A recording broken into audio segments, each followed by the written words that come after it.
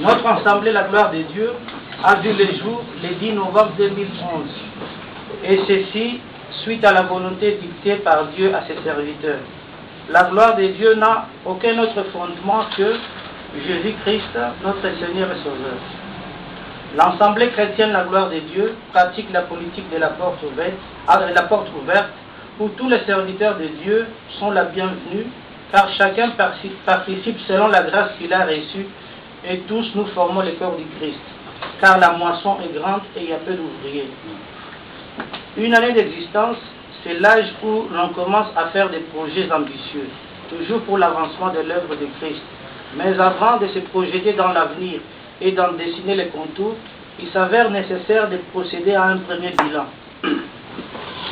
Pour éviter des polémiques, retenons tout simplement que le bilan de l'Assemblée chrétienne, la gloire de Dieu, est largement positif et s'inscrit dans le cadre d'une église vivante qui doit prêcher la parole, enseigner, évangéliser et baptiser.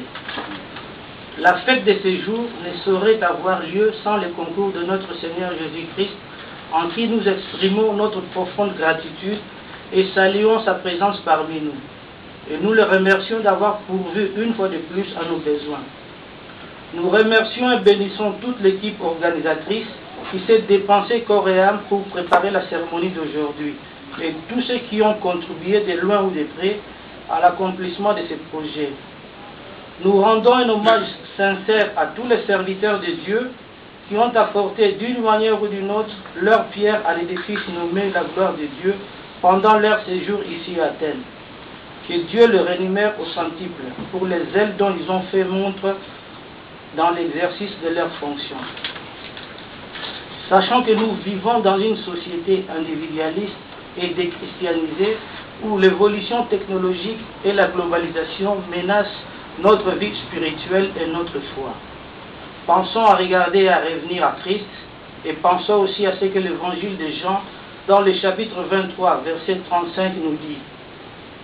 C'est à votre affection mutuelle que vous serez reconnus comme mes disciples. Pour nous connaître, il est indispensable de nous rencontrer, et ce lieu, c'est ici.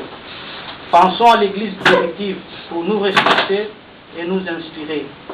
Bonne fête à tous, et que toute la gloire revienne à Jésus-Christ. Amen. Amen.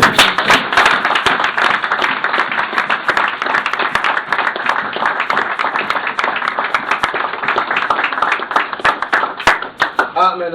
Amen. On a compris ce qu'on nous a parlé par rapport à ça.